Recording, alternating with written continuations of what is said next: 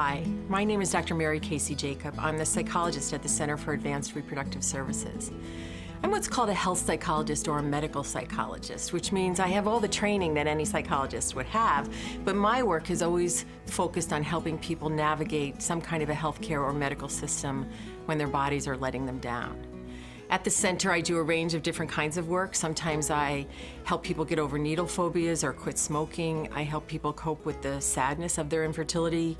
I help people decide what to do, especially if you're a member of a couple and the two of you are not exactly on the same page.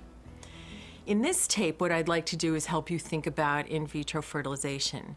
You have seen the physician talk about the medical side of this process, what the different steps in the IVF recipe are. And I want to talk with you about what it's like to go through the process, to experience it, so that you can try to prepare yourselves as well as possible. And now what I want to do is talk just a little bit about the areas of your IVF treatment plan that you actually need to negotiate with your physician. So your physician has talked with you about all the different steps and the areas where decisions have to be made.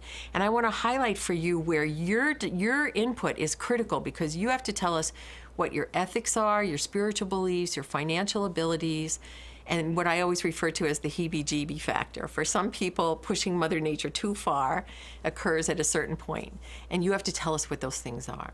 So here are the decision points you need to talk through with your physician, and ideally you have a really good strategy in place before you start your cycle, because your brains are going to be working better now than they are when you're in the stress of your cycle. So number one is, what do we do with the eggs that you produce? We're going to stimulate your ovaries. We're going to collect all the eggs you make, because that's the best thing for you. If you are a young woman in your 20s or early 30s, that might mean a dozen or 2 dozen eggs. If you're older, it will be fewer eggs. Now, do we expose all those eggs to sperm and make as many embryos as we can? Or do we expose only some eggs to sperm? If we expose only some eggs to sperm, if you are a candidate, you'd have to talk this through with your physician. If you're a candidate, you could theoretically freeze other eggs, or we can discard other eggs. If you end up with more embryos than we are going to transfer into your uterus, what do we do then? We could discard them right away if you didn't want to freeze embryos. If you were open to freezing embryos, we can do that. The medical team is a fan of freezing embryos because it allows us potentially to make more embryos, first of all, and to select the best ones for transfer. And it also means if there are embryos that are left that continue to grow and develop and that look like they're good candidates for freezing, that means you have potential additional opportunities to conceive at a significantly lower cost and with much less medical intrusiveness. You could use frozen embryos if your first cycle didn't work. You could use frozen embryos if you miscarry. You could use frozen embryos 2 years from now or 4 years from now if you would like another child, without doing all the IVF all over again. So medically, we're clear, freezing is a great thing, but we're aware that ethically it's very troubling for some of you. Financially, it's very challenging for some of you because insurance rarely pays for freezing. So you have to think this through in advance. Now, if you are giving the physician's consent to freeze embryos, you will have to sign a consent form in advance, which you've been given for your review. You'll have to sign a consent form that includes you giving us instructions for what to do with your embryos if you are not alive and well, and together if you're with a partner, to give us instructions. I mean, ideally, we'll never look at that consent form again. You'll make your choices as you go, and we'll do what you want to do then. But if you stop taking our phone calls or don't answer letters, or if your relationship ends, or if one of you dies, we need written instructions about what we could do with your embryos. So it's really important for you to sit down and talk about this in advance and to think it through and talk with the physician about it. Now, another area where you're going to have to negotiate with your physician and have a plan in advance is how many embryos are going to be transferred. Now, your physician's going to start with data that we have about what maximizes your chance for pregnancy and minimizes your chance of a multiple pregnancy. So they'll have a number in mind when you meet with them. You need to talk about whether you want to be more conservative for whatever reason, or whether you think you have a good argument for taking a greater risk and transferring an additional embryo.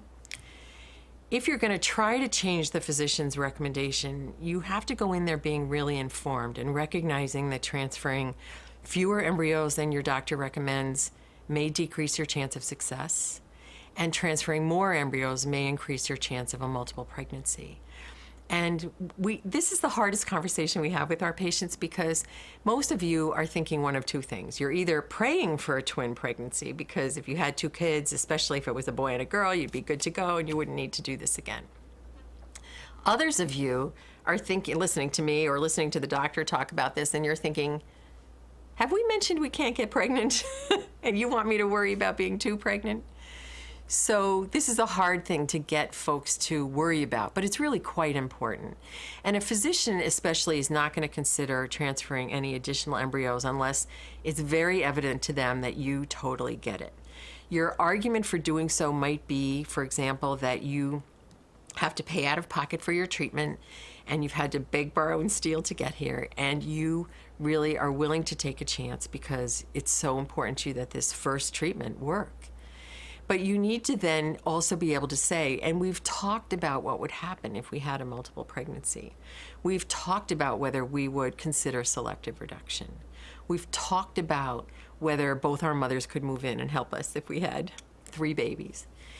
So you would need to be very informed in order to have any chance of being persuasive.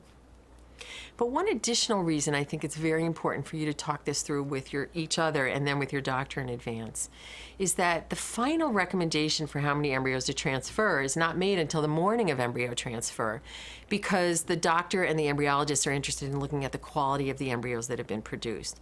And so sometimes they'll come out, for example, and suggest, I know we talked about just transferring 2, but their quality is a little bit less than we'd hoped for, and there is a 3rd embryo, and what would you think about transferring 3?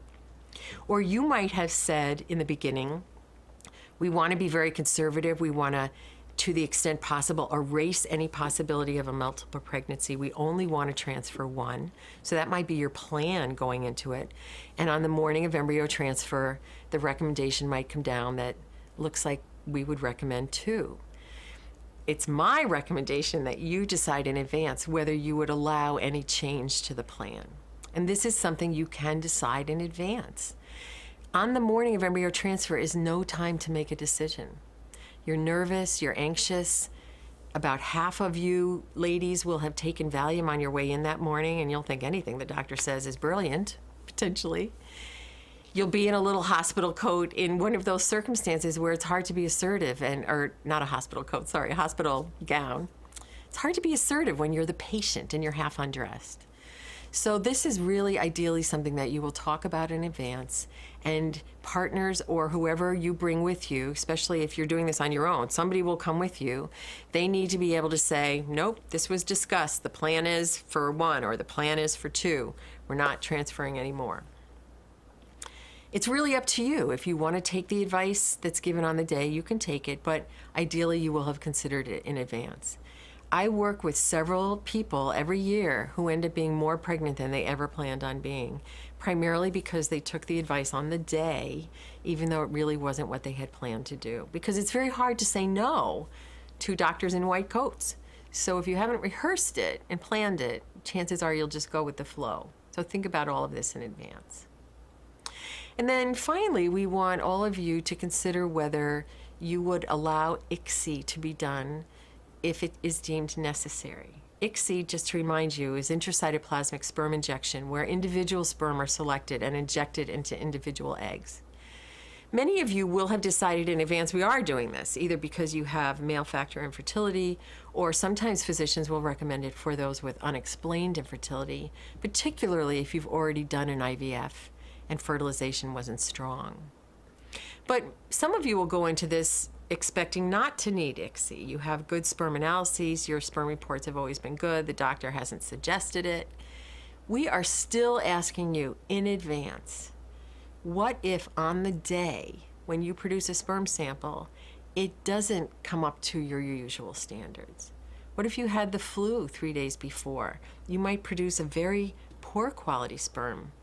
sample, and it might be that the physician would want to do ICSI at that time. We'd like you to think about this in advance. Again, real informed consent doesn't happen under pressure or duress. It happens when you have a chance to think about it. So if we end up recommending that it be done, would you be open to that? So your consent forms will also ask for that. There will be a place where it can indicate we're gonna do ICSI, and then there will be a place where you can indicate ICSI is allowable if necessary, but only if necessary. And on the day, the physician would always talk with you about it. You'd know, but you wouldn't be starting your thinking if you've done some thinking in advance. So those are most of the things I wanted to ask you to think about as you prepare for your IVF. You can see that this is exciting and scary and messy. There's lots to think about, and yet you are not alone.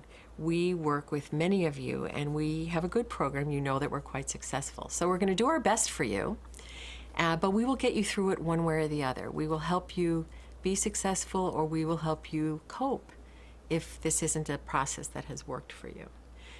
You can tell us what would be helpful to you, and if we're able to accommodate, we will try to do so. Please feel free to get in touch with my office if you wanted to meet with me or meet with somebody like me. If you don't live near the health center, I can certainly make a recommendation that would be more convenient for you geographically. So good luck. We'll do our best.